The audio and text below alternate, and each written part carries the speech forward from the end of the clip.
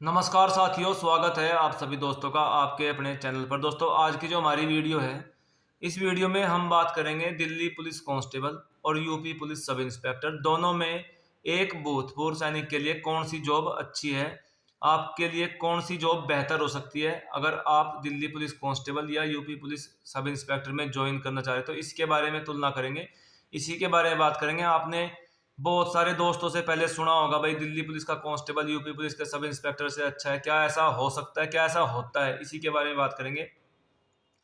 देखिए, जो दिल्ली पुलिस का कांस्टेबल है, इसकी जो पे लेवल है वो 21,700 रुपये है, यानी कि पे लेवल 3 की ये जॉब है। और जो इसकी पोस्टिंग है वो परमानेंट, जब तक ये जीवन भर रिटायरमेंट नहीं होता, अपनी सर्विस करता है, तो इसकी पोस्टिंग जो रहती है वो मेट्रो सिटी में रहती है। जबकि वहीं पर हमारा जो यूपी पुलिस का सब इंस्पेक्टर है, ये जब तक रिटायरमेंट नहीं होता है, भाई इसको बाई चांस अगर मेट्रो सिटी मिल जाए, नोएडा या गाजियाबाद, अदरवाइज इसकी सारी पोस्टिंग ग्रामीण क्षेत्र में रहती है।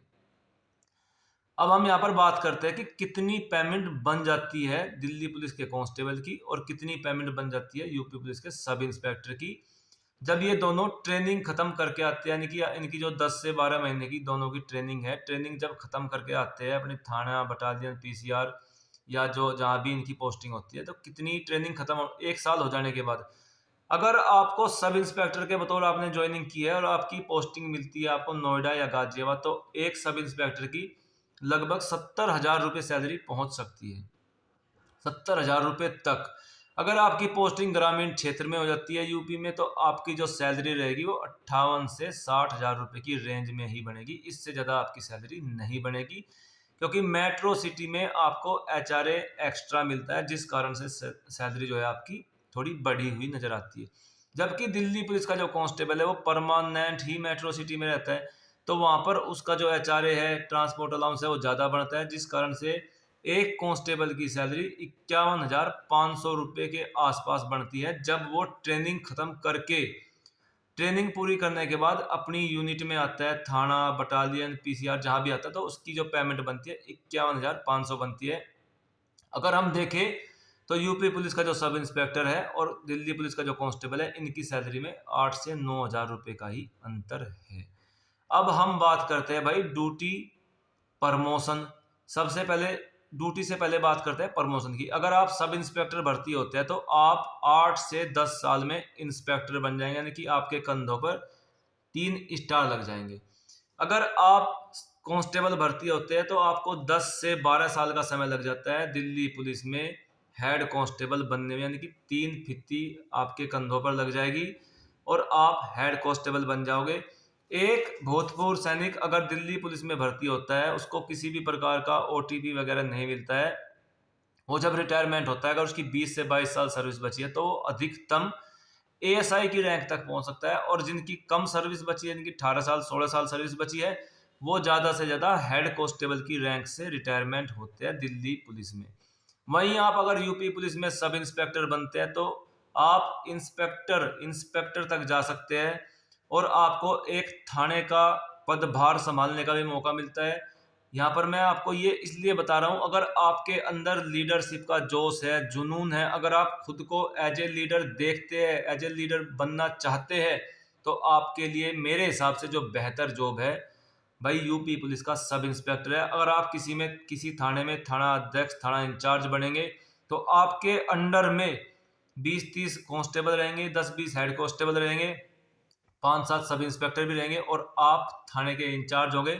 जिस भी थाने में आप रहोगे, तो ये भी एक आपके लिए सम्मान की बात है। एक भूतपूर्व सैनिक से आप रिटायरमेंट होने के बाद थाना अध्यक्ष तक पहुंचते हो, कहीं ना कहीं आपकी राजनीतिक छवि भी बनेगी, आपका बड़े लोगों में उठना बैठना भी होगा, ये भी इस चीज को दर्शाता है। जबकि कांस्टेबल का ऐसा लेवल नहीं होता है, कांस्टेबल का लेवल थोड़ा निम्न रहता है।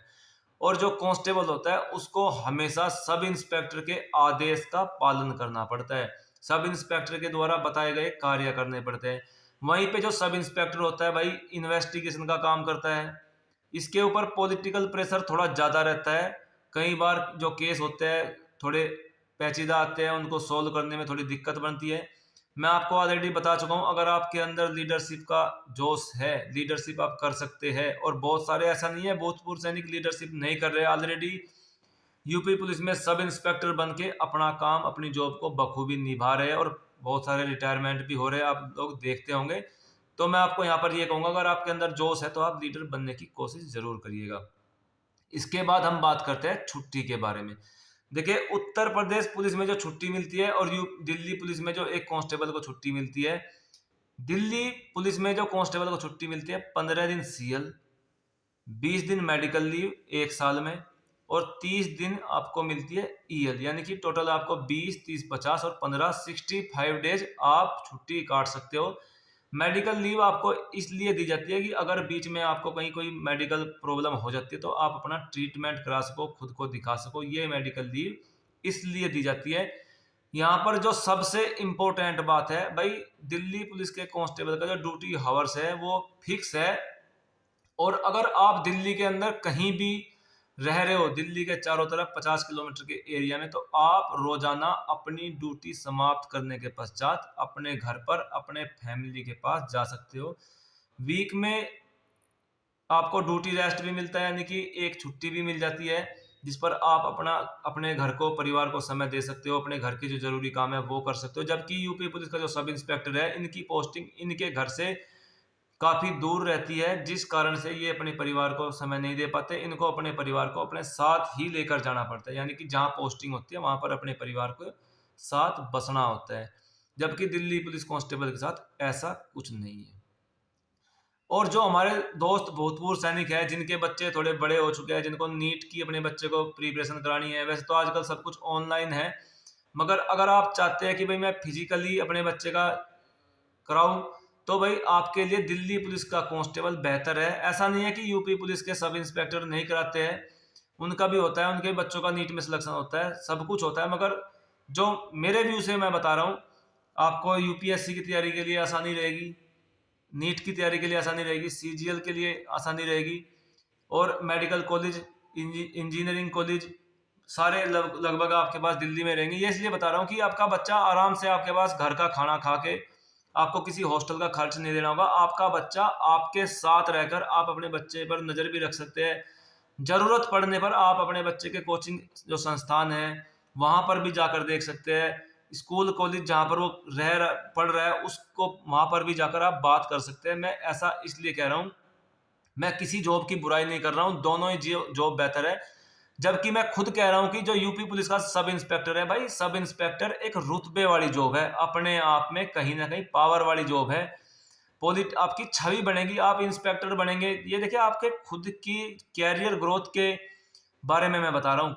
कहीं ना कहीं आपके कैरियर के लिए अच्छा है। ऐसा नहीं कि आप कांस्टेबल बने और कांस्टेबल बन के भाई क्यों, क्या कोई ज़रूरत है क्या कांस्टेबल बनने की? अगर आप सब इंस्पेक्टर बन सकते तो आप सब इंस्पेक्टर बनने की कोशिश करें।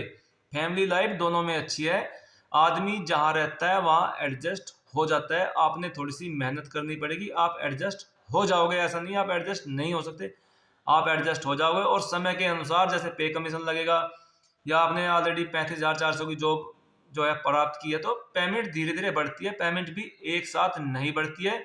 और फैमिली लाइफ में भी मैं आपको बता चुका हूँ, वो भी सेट करने से ही बनेगी। अगर आप उसको सेट कर सकते हैं, आप में हुनर है, आप एडजस्ट कर सकते हैं, तो सब कुछ पॉसिबल है। ऐसा नहीं है कि पॉसिबल नहीं है। मेरे हिसाब से यूपी पुलिस का सब इंस्पेक्टर काफ़ी अच्छी और प्रोग्रेसिव जॉब है। वहीं दिल्ली पुलिस का जो कांस्टेबल है, मैं आपको ऑलरेडी बता चुका हूँ कि उसके फायदे क्या है। उस हिसाब से अगर इस और दोनों के हिसाब से आप समझ सकते हैं। अगर आपकी कोई क्वारी है तो आप मुझे कमेंट कर सकते हैं, मैं आपके कमेंट का 100% रिप्लाई दूंगा। पेमेंट से रिलेटेड, मेडिकल से रिलेटेड, अगर आप रिटायरमेंट हो चुके हैं, आप कांस्टेबल की तैयारी कर रहे हैं और सब इंस्पेक्टर की तैयारी कर रहे हैं, कहाँ आपने सिलेक्शन ले लेना है और क्या क्या सिलेक्शन का प्रोसेस है, कुछ भी आप पूछ सकते हैं। मेडिकल कैटेगरी है आप, क्या उसमें दिक्कत आपको बन सकती है, आपका कोई भी कमेंट होगा, कमेंट का रिप्लाई 100% दिया जाएगा। हर संभव मदद जो इस चैनल के द्वारा आपकी हो सकती है वो की जाएगी, बशर्ते आपने सिर्फ इतना ही करना है, आपने चैनल को सब्सक्राइब करना है, वीडियो को लाइक कर देना है, वीडियो को आपने 100% अपने दोस्तों के साथ शेयर जरूर करना है। देखिए, आपकी सपोर्ट से ही चैनल ग्रो होगा। मैं बार बार कहता हूँ भाई, आपने सपोर्ट जरूर करनी है।